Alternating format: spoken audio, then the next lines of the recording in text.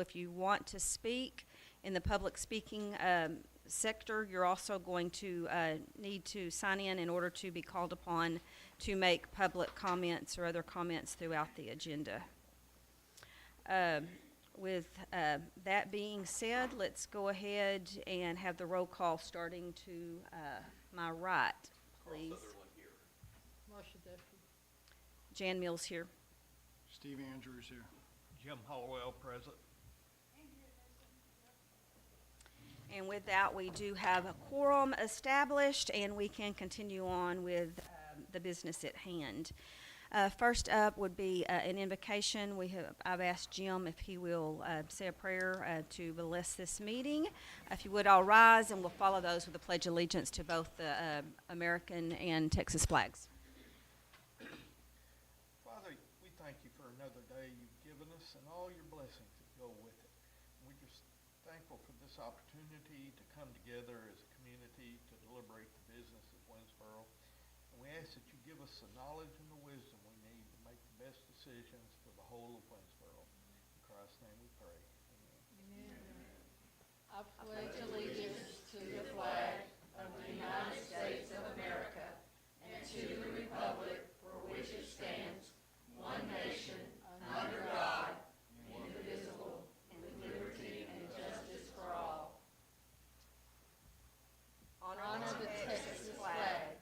I pledge allegiance to thee, Texas, one state, under God, one and indivisible.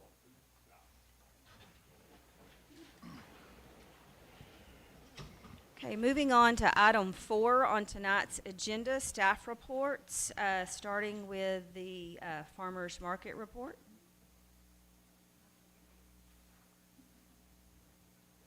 I am Andy Miller with the Winnsboro Farmers Market, and I wanted to show you guys our new t-shirts that we just got in. We had talked about getting a new design, new logo for a t-shirt, so these are the new ones. They've got the tractor, and we've got them in several different colors up there at the Farmers Market.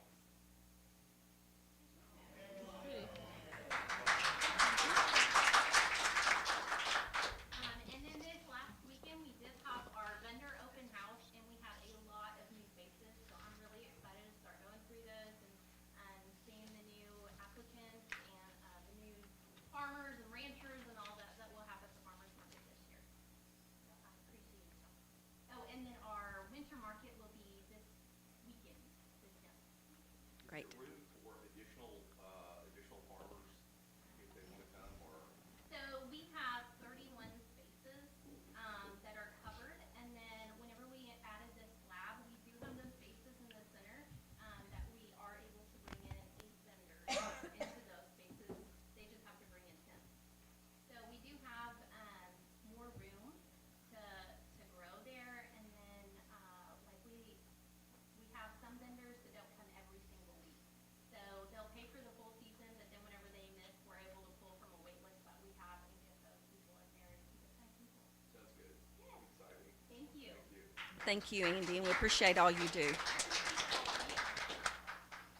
Okay, moving on to item 5, that is our public comments section. At this time, we will move into public comments, and we'll hear from those who have signed in before the meeting was called to order. And just a reminder, I believe you have 3 minutes to speak.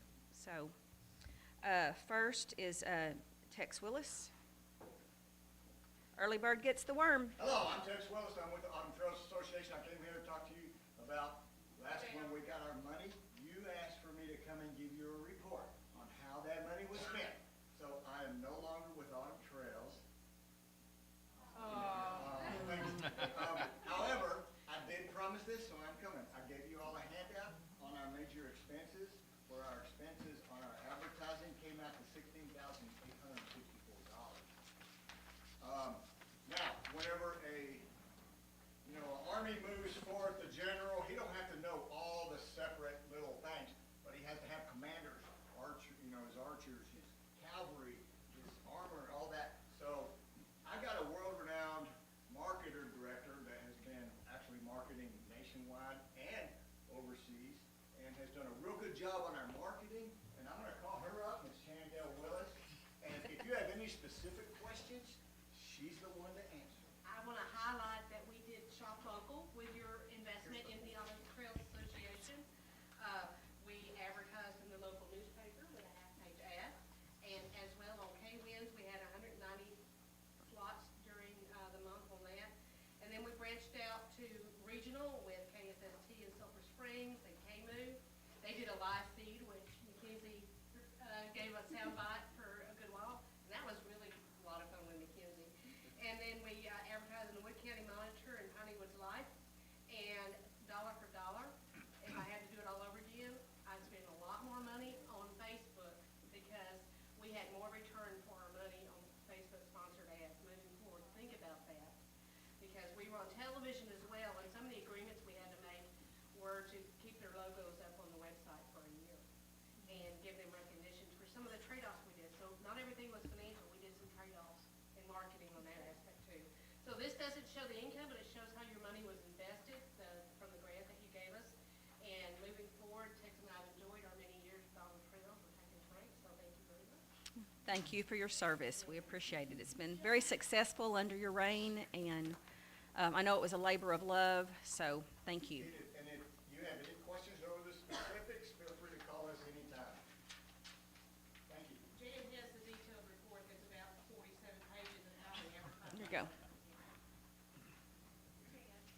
I also want to add to that we were able to get the mobile data from the retail coast, the contract that you all authorized. And during the month of October, during the specific days of Autumn Trails, based on the mobile data, there were 57,940 people in just the downtown area for the month of October. Awesome. That speaks volumes and much to the success, and that should give yourselves and your colleagues that are now running Autumn Trails a attaboy and attagirl and pat on the back from us. So congrats there. Okay, next up we have Siobhan Duffy.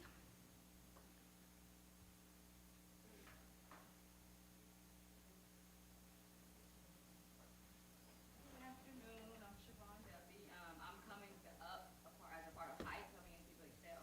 I just wanted to give y'all a thank you for the advertising money that y'all gave us for MLK Day. Even though it was, ice and snow and sleet and everything, we still had the event. We had about 35 people. We had quite a lot of brisket left, but we did have a good turnout, and everybody else, we did better than some of the big towns that just canceled out, but we trekked through and we still had the event. And I thank the ones that did come and show their support, and I thank y'all for the advertising money that y'all did give. So with the extra food, what did you do with it? With the extra food. That was left? We took it to Morgan's Mercy Mansion and gave it to the facility, and then we gave some to somebody else. I can't remember. It's been a while. I'm sorry, I'm in school, so I just got off work and she's trying to throw questions at me. But other than that, I thank y'all. Thank you. Thanks for all of y'all's work. I know it's a year-long time of organizing that event, so thank you for that as well. And Diane Burns.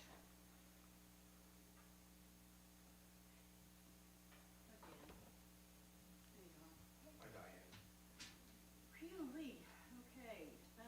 Diane Burns, 302 Richardson Street. Promised Land Bakery owner. I'm gonna be very frank. Please spend the money to fix the park. Say yes. Find a contractor, sign the contract, and let them do a really good job. We need more people to come to Winnsboro. There's no reason there should be empty buildings on Main Street. Boarded up buildings for years on Main Street, prime real estate. But the reason is there's not enough people to support the business. And I appreciate all the encouragement and support. I love the bakery, I love being there, I think we're meeting a real need. But there are weeks of just getting by. And I'm not the only one. And all of our small businesses, we appreciate the support. But what we really need is the city Economic Development Council to spend money to make people feel good when they come to town. That when they drive up these streets, they're seeing thoughtful, architectural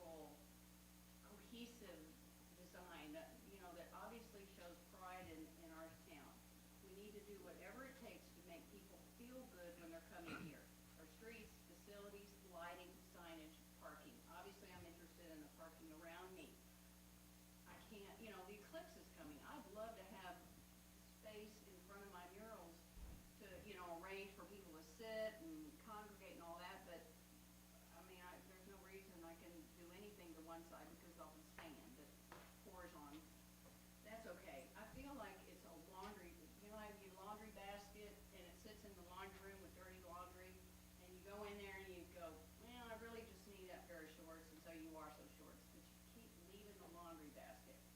The parking thing is the laundry basket. We need to dump that whole thing and get it done, and if we don't spend the money now, it's just gonna be more expensive later.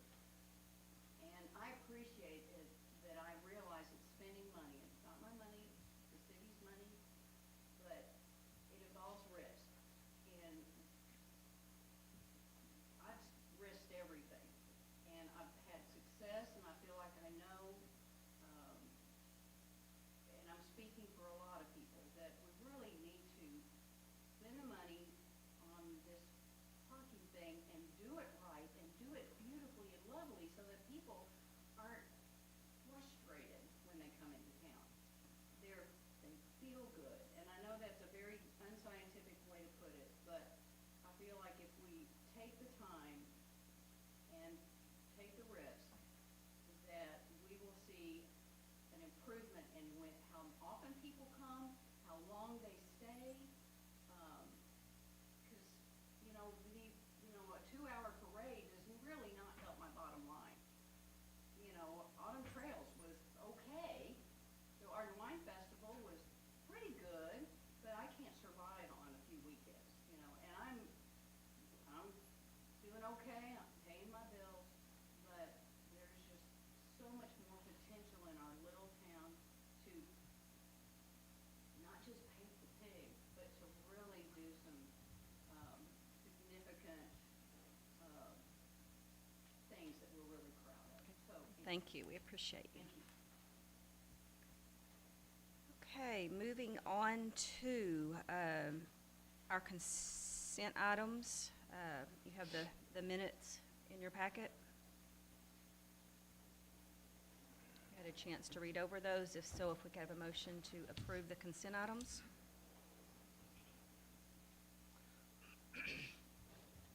Madam Chairman, I move that we accept the minutes as presented. Okay, we have a motion to accept the minutes as presented. And we have a second. Any discussion? All those in favor of approving the consent items? Aye. Any opposed? Motion carries.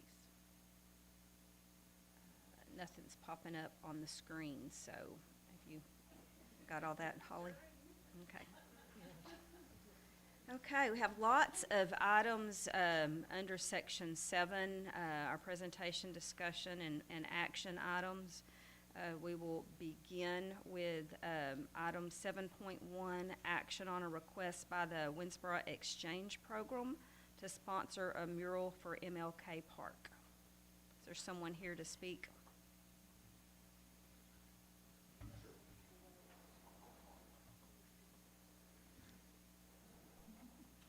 Hi, I'm Karen. Oh, Thank you.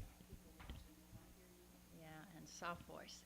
I'm Karen Craven, and I'm a member of the Winnsboro Community Exchange Program. And we create, can you hear? I'm Pastor Rhonda Morrison from Winnsboro Community Ministries.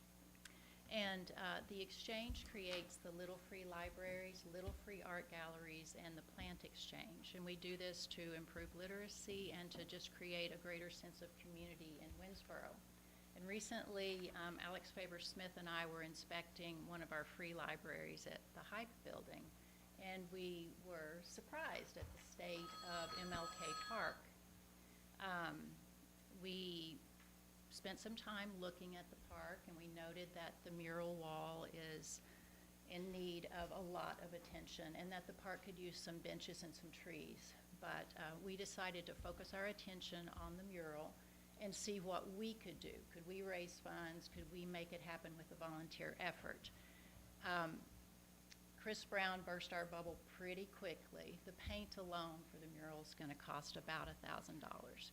And it's not fair to ask a professional muralist to volunteer their time to paint a mural because that's their job. And so We gave up on the hope of doing it ourselves, and JC came up with this amazing design, and she's even offered, and she did not charge, to put a quote on the back of the wall as well. And so we would love to see this project completed by April 8th in time for the eclipse, so that our city gets presented to those thousands of visitors that we expect to host as a place of culture and interest and equality. And so we're asking the EDC to sponsor another mural. We know you guys did the one at the library at Cates Park, which is a beautiful mural and really does improve our city. And we would like to see this part of our city brought up to the same standard as Cates Park. So.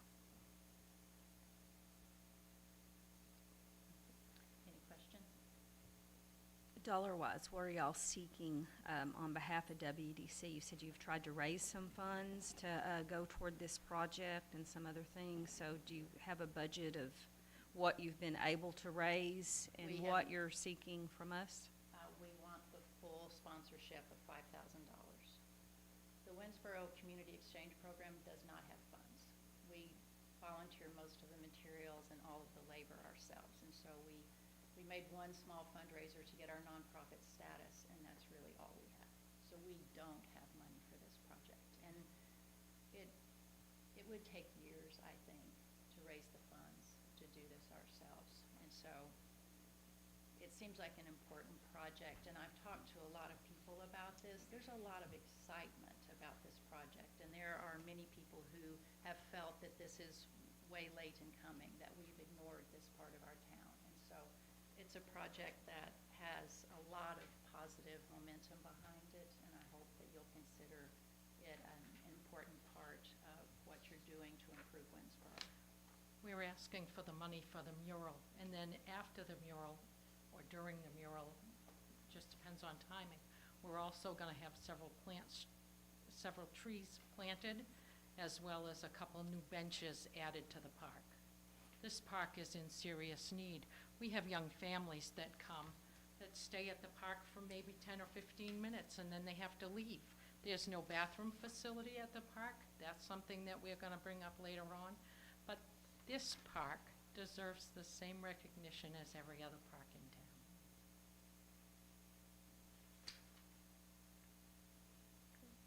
Or does anyone have any questions of these ladies? On the paint, out of that $5,000, is that going to include paint and the This- labor, all of it? Everything, and sealing it too, because a mural is just exposed to the elements all the time, and that's why the paint's so expensive. And so the whole thing, we want to do it well, we want to do it one time right, and we want it to last. And so we weren't happy with a halfway solution, we want it to be done well.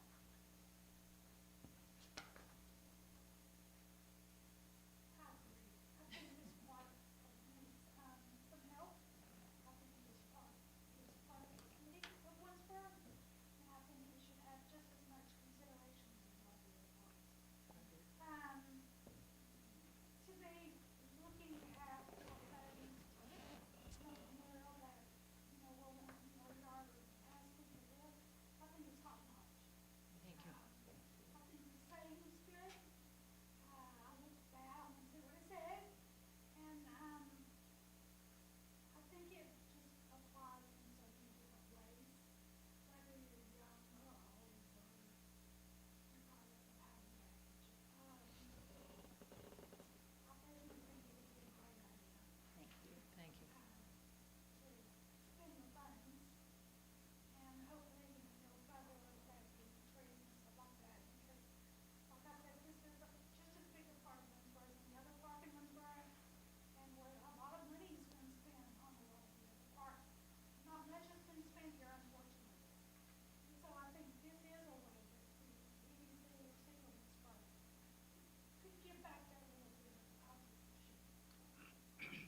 That's very encouraging. Thank you. Are you wanting to put that in the form of a motion?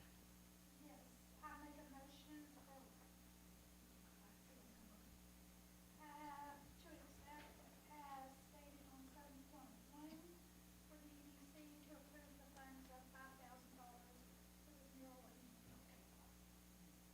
have a motion on the floor. Is there a second? I second that motion.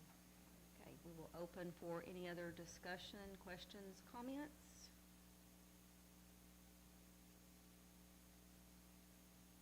Okay. All those in favor of the motion on the floor, spending $5,000 from our special projects and prospects incentives, I believe would be where that would fall under for this project. All those in favor? Aye. Are there any opposed? Motion carries. Thank you so much.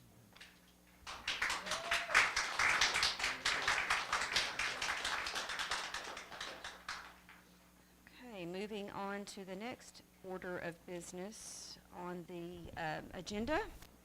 Item 7.2, action on a need for public restrooms in response to the eclipse weekend. Who will address the? We hosted a meeting with people in the public to come together and figure out what our best plan could be for the eclipse. They're estimating 8,000 to 9,000 additional people to be in our community on the day of the eclipse, and even extending a little bit before, as people come in and say, if I understand correctly, the hotel bed and breakfast have been booked out for almost a year, so we're very, very full already. And so as part of that meeting, I just want to clarify that our approach to this, we're calling it a situation, not an event, because there's some liability that comes along with it if we call it a city event, is really mitigation. If we're going to have an influx of 8,000 to 9,000 people here, it then becomes a mitigation situation where what can we do to help keep not only the people who already live and work and do things here, but also those people that are coming in. One of those things is sanitation. One of the issues when you look at 2017, where I'm not sure if it was a partial or a full, somebody may know, but there was another eclipse situation. One of the things that was overloaded was the wastewater. Well, that became a problem. We're big enough that it won't be a problem. The problem for us is going to be the physical facilities. We have the public restrooms at the depot. That's not going to be near enough if we actually get 8,000 or 9,000 people. So the question was brought up as to whether or not EDC, as part of this, what we call a non-event event, if they would consider funding the public restrooms for that situation. And where will they be located? That's the original plan. We intend to circle back to that. We've only had one meeting. We will circle back to that. And I've had a couple of other people reach out and ask specifically, well, I want to host an event here. Can I have public restrooms here? Well, I want to do one here. Can I have public restrooms here? And so we just have to be careful as we progress through this that we're going to supply restrooms for one person's event, that we would have to do it for all of them. And so we've been in contact with legal counsel for some guidance on that, just to make sure that we stay protected. Does the quantity listed here cover all those people that It wanted covers events? 10 facilities, 10 restrooms. I believe one of them is ADA. Yeah. As of the last meeting that we had with the group, we had said at that point that our best approach to this, to the eclipse day, is to have one central location because of resources. If we have multiple locations throughout the city where droves of people are going, we're limited on our police force. And so it's easier if most of the people are in one location for us to be able to do crowd control.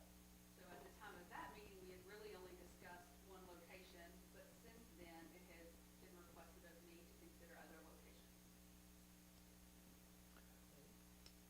Locations of the event, non-event, or Yes. location of the restrooms? Yeah. Yes. We're calling it God's event. He's the one hosting this. I like it. So in other words, you want to put restrooms out at the park additionally with what's already out there that's not Correct. being used? Correct. Okay. And that's based on, the idea that we may have 8,000 or 9,000 people. I don't think 8,000 or 9,000 people are gonna be in one central location, but part of this is an education component where we say, here is a safe, you at your own risk location. And so if we publicize that, then hopefully our hope is that instead of parking on the side of the road or having, an influx of people on Market Street or whatever other locations, there's a couple of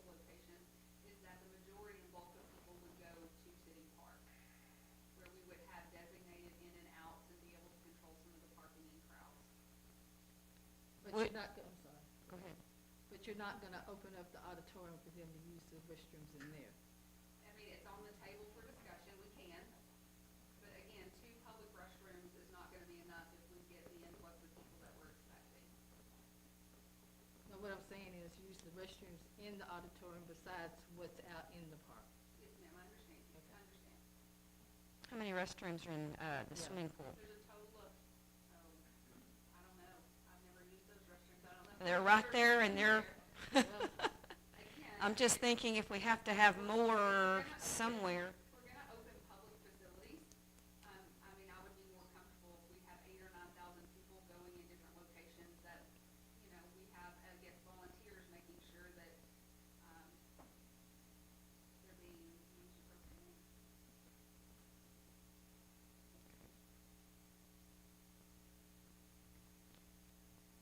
I guess my only comment would be if we're congregating everybody at one spot, we want to make sure that people aren't just going out to City Park viewing the eclipse, not visiting our restaurants, our shops.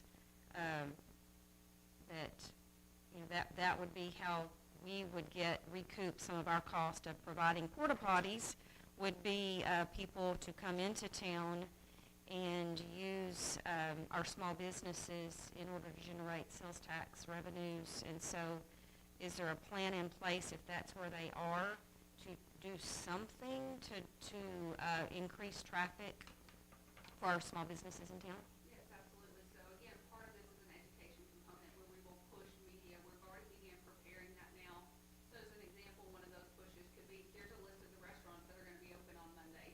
Here's their locations, here they are on the map. Here's where the view at your own risk location is, and here's the proximity to these businesses. So there has been consideration given to that, and plans have started, to push that information to the public. I think what we're also missing here is if this was to become a city event, at that point, the city has to take liability. If someone gets hurt, if someone, regardless of, I mean, it could be anything. If we call it a city event, that's where the liability is gonna start. That's why we can say, here is a safe place, you can view it at your own risk, therefore the city cannot be held liable in case of accidents or, I mean, you're talking about a lot of people in one area. That's a good thought, but if anybody gets hurt on any city property, whether it's an event or a non-event, they're gonna follow the money, and in today's litigious society, they're gonna, Happen with 9,000 additional people. yeah. And correct me if I'm wrong, they're gonna come anyway, regardless of what we do. That's correct. So that's why our approach has just been mitigation. They're coming. How can we best drive them in certain locations and areas to help? It's gonna be very congested at the end of this thing. It ends around 3 o'clock, if I'm not mistaken, and then you have schools in. And so that's another advantage to having it on the city park end is, our options for funneling traffic in and out. That was identified by PD as part of that meeting as a opportunity, why that would be a good opportunity. One of the Tyler news stations was doing a segment, was it last week, or that may still be going on, where they're kind of highlighting all of the different things that are going on around East Texas. In conjunction, it just so happened Sulphur Springs was the feature of the segment that I was watching, and it sounded like they were almost taking the same kind of approach. They're not making it into a festival or an event. They are strictly focusing their resources on crowd management, crowd control, traffic. Springs is in the number 8 top places to view the eclipse, so they are gonna be inundated, and we have had cities around us canceling their events because they now understand the liability exposure, which means that if other cities are taking a really strong stance saying, don't come here, we're not doing anything, where are they gonna come? They're probably gonna come here because they're close enough, the cities that are canceling are close enough. One of the considerations that we were asked to think about too were the glasses to see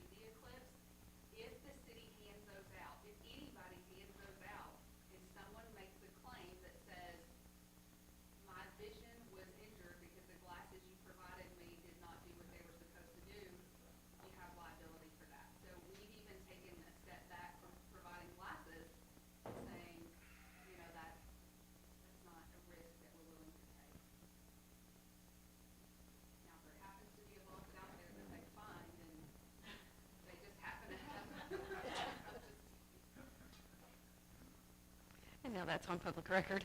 There will not be one. It is something that initially, when this was coming down, that we hadn't considered. So it's. We would be blessed with 8 or 9,000 in here and filling up our restaurants and other things. We So. also intend to do an education piece for our public, for our residents who live here that says, hey, go get your prescriptions filled, go to the grocery store, make sure your cars are fueled, because there's gonna be a lot of people here, and you may not have the ability to go. A lot of cities are canceling school and other things because of the traffic issues that they're anticipating due to extra people on their streets. So, any other questions, comments from the board? Is there anyone? Stephen, how does $1,800 for 9 or 10 porta potties sound?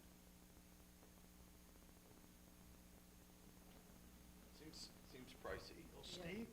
Yeah, what will they be there, 1 or 2 days or 3 days? No, it's gonna be Thursday, Friday, Saturday, Sunday is what we talked about, but I will tell you, it's probably pricey because they are the only person in Wood, Franklin, or Hopkins County that had any left. Okay, that's a different thing. Supply and demand, you understand that? Understood. Okay. Anyone like to step up and make a motion? Well, I'm sorry, one more question. Are we convinced that 9 or 10 is enough? That's all we can get. Now it's really worth it. I mean, within the 3 counties, we didn't go beyond our 3 counties. Yeah. I'm sure if we went further out to where someone who wasn't in the path, we might could find. Well, I guess I'm just asking the question. I mean, 10 seems great that we were able to get it, and, that's good. Yeah. But if 10 is just not nearly, I don't have any idea of the size of the need. If we get 9,000, we can't put enough porta potties out there for 9,000 people. So we just really don't know. We're just kind of doing the best we can. And then we'll decide locations later. I do intend to call another meeting. Understood. Come back together. My question too would be, I mean, it's nice that they're coming and setting these here, but 4 days and 9,000 people using 10 porta potties, where do they come in, and are they gonna like dump these every few hours, or are they gonna sit there for 4 days and when they're full?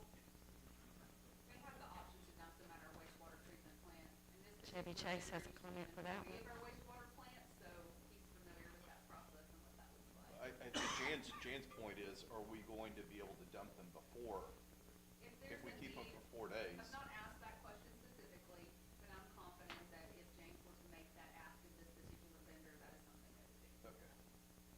I mean, That's a great consideration. I mean, you would just hate for them to be full in the first Sure. 4 or But 5 our hours, and then Yeah.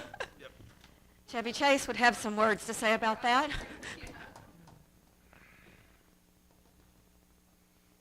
Okay, anybody want to step up and make a motion?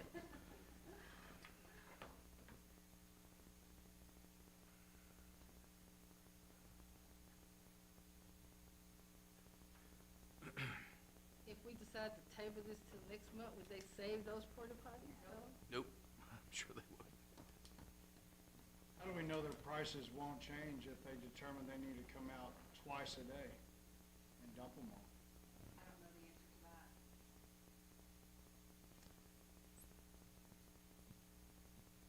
I mean, in fairness, the price that they pay to dump them is something the city charges. Like, we charge the porta potty businesses to dump their porta potties, and so I think it would be reasonable for the city to say, we're gonna waive that. Now, there may still be a labor charge or something in there, but, I mean, the ask is for the 10 at this cost. Any additional expense, the city's just gonna have to figure out how to make that happen. So this would be our portion, the city will cover whatever else is associated Correct. with this project.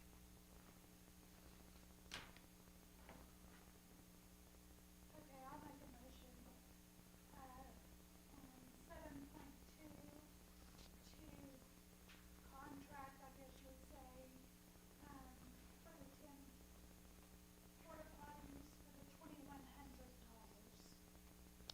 motion on the floor. Is there a second?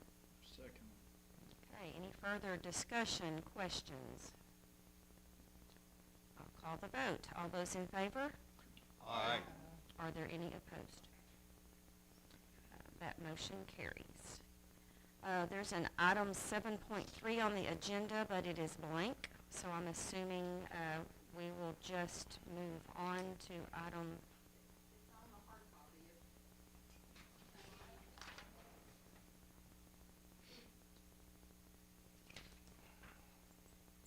Again?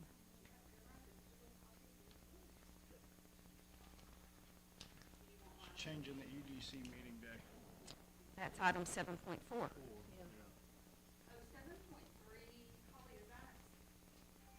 No, 7.3 on this agenda that I have is to change the meeting day. Okay. Okay. Mhm. So 7.3 would be action on consideration to change the WEDC regular meeting date. It's working for us being first Tuesdays, but being that the city council just changed theirs, I just wanted to give you guys the opportunity, if you so chose, to go back to the fourth again. I know that it was a little bit challenging for you to do first. I just want to give you all the opportunities to have discussion. Okay. Open the floor for discussion. Our prior meeting date was the fourth Tuesday of the month. City Council changed their dates, and so it was requested of us to change ours to make those closer together for approval of any of our actions. And I think this would put us back on track, but it may be that this is the date preferred over the fourth Tuesday. So any comments, discussions, preferences by the board? Is this working well for you on the No. first Tuesday? No, but we changed it prior, so I don't want my schedule to prohibit, but yes, definitely. I had arranged schedules of things to fit for the fourth, and then we moved it to the first, and personally, the fourth works a lot better than the first of the month due to some prior commitments that I have. But that's why we also have a vice chair.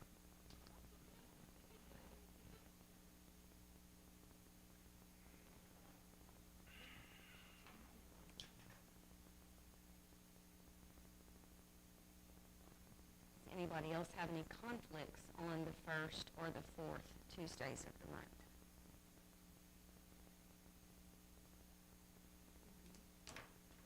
I will say, if you go back to the fourth Tuesdays, the little magnets that we have with all of our city meeting dates, we can use those again.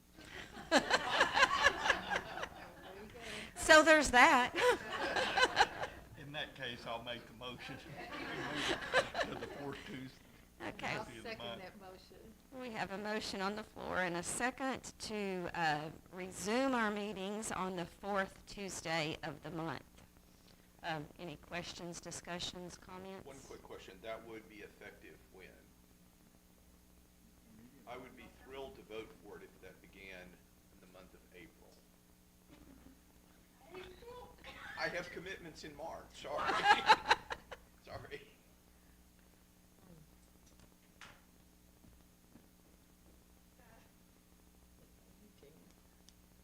Okay. Whenever we need to begin it. So are you wanting to make an amendment I'm to? suggesting that begin with the month of April. Tim, you would need to amend the motion. Okay. I'll amend the motion to starting the first, the fourth Tuesday of April. Thank you.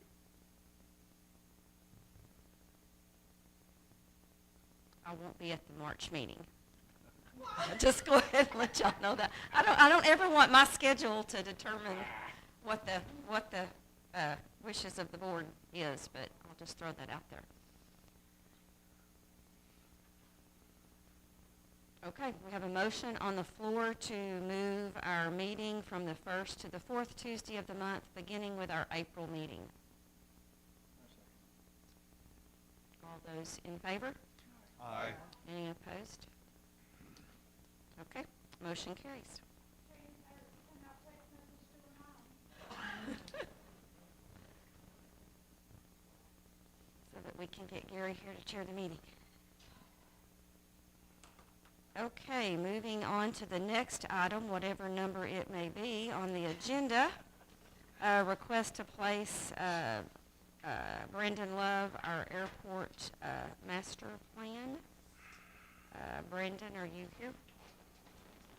If you would please address the podium, name, address. Okay, thank you. All right, how are y'all doing this afternoon? My name's Brandon Love. I'm a pilot. I grew up out here in Smyrna, Scroggins. That's my hometown. Been all over Texas. Grew up farming and ranching in this area, and had a construction business, wood fiber business, and now I'm your local highway patrolman. So, hey, I've been involved in general aviation for a number of years. Recently, before I moved to Winnsboro, back to Winnsboro a couple of years ago, I served on the Airport Advisory Board at the Gilmer Municipal Airport, Fox Stevens Field.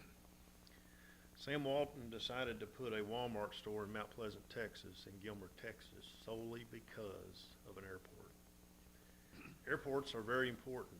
Me just being a general aviation pilot, I like to land at different airports. But the most important thing that airports bring, a lot of limiting factors for a lot of businesses that come to our communities are two things: rail and airports.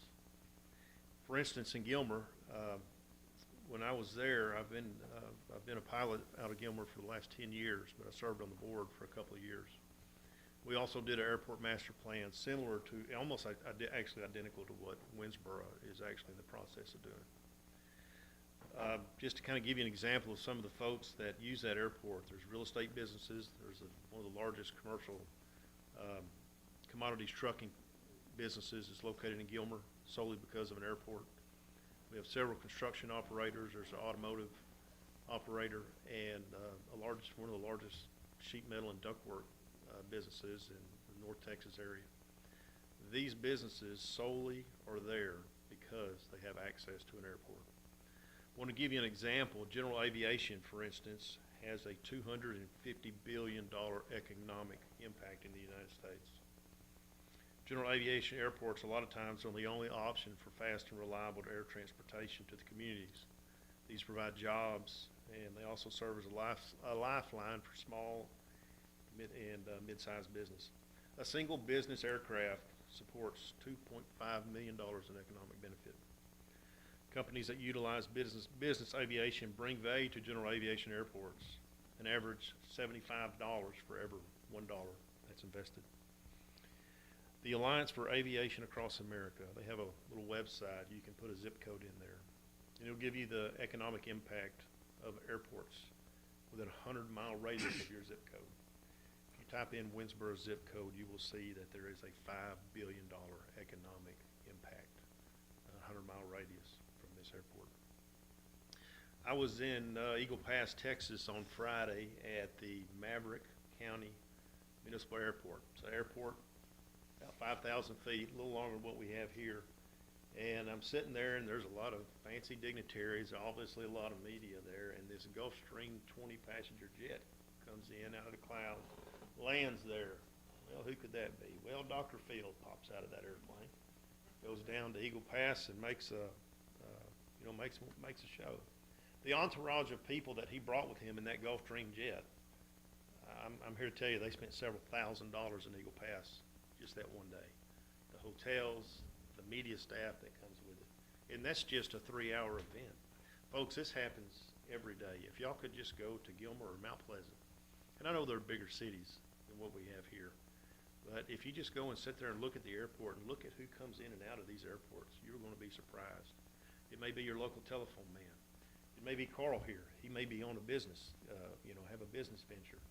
So many business operators utilize airports, and it is a key benefit to the community, because a lot of these businesses otherwise wouldn't be here. The city of Winnsboro currently has an opportunity to do an expansion, and our chairman, Brian, is gonna go into a little more detail with this. But if we look at our airport master plan here, there's just a small opportunity that the city of Winnsboro has, and it won't come open again for probably not in my lifetime for sure, to expand the airport. And of course, there's a lot of federal funds. Now granted, airports are expensive. Anything you do with any kind of development is expensive. But right now there's a golden egg right there, and it's called 90%. And Brian will get in more detail with you that. But anyway, I just wanted to just kind of tell you a little bit about myself and some of my background in aviation, and what we did at Gilmer in 10 years. If y'all could see what that airport was like 10 years from what it is now. We have a Citation jet that's based out of there now. We have several King Airs, two helicopters, all because they have an airport that supports their business for these folks. Any questions? Okay. What's the length of the Gilmer Airport? Runway. Brian, is it, I think is it 5? It's 5, yeah. So 5,000 is the magic number, and 5,000 is what allows, I mean, Brian can't bring his 777 in there. But any general aviation aircraft, whether it's a private jet, any of your propeller-driven turbine engine or piston engines, 5,000 is the magic number. Anything, once you hit that 4,800 to 5,000 foot mark, you can get any business. Well, for instance, when we were in Eagle Pass, when Dr. Phil flew that Gulfstream in, it's 4,800 feet, 20 passenger jet, just, no problem. How long is the Winnsboro now? Are we 38? 32, yeah, 32. Pretty small. I can get my airplane in and out of there just fine, no problem. But during the summer, obviously the airplane performance is a lot less during the summer because of the air density. You can get some turbine aircraft in here, but probably not in the summertime. Any other questions? Okay. Thank y'all for allowing me to talk to you today, okay? Thank you. I may have a question that's probably more a McKinsey question than it is a you question. I know years ago the decision was made not to expand the Winnsboro Airport, but to put in a Wood County Airport so that larger planes could land and service the Wood County area. Do we have any outstanding commitments that y'all are aware of as the airport board or the city in regard to the Wood County Airport? That is a good question. I've spent time down at the Wood County Airport. Clay Walker actually bought a ranch just outside of there because it could service his aircraft. That was, and I think, Brian, you may get into this too, when we look at airport operations and the number of operations. Granted, there is, Gilmer's a close airport, Mount Pleasant is a close airport, but without having a certain runway length, you're limited. A business that needs aviation is not going to set up shop here. In other words. Yeah. Okay. Okay. All right, Brian. So I think the answer is no, we don't have any outstanding commitments. The airport board is not aware of any. Thank you.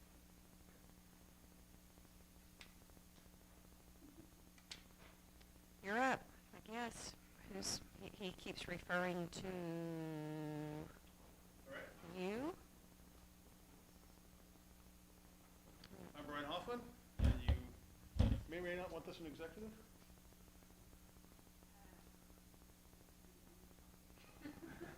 It's ultimately going to be the topic that probably needs to be in executive.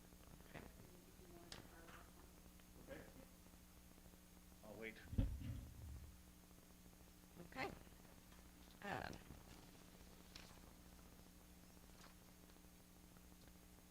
Thank you then, Brandon, for your information. And at this time, we'll move on to item 7.6. In accordance with Texas Local Government Code exception 551.072. The board will convene into a closed session to deliberate purchase, exchange, lease, or value of real property at 6:22 p.m.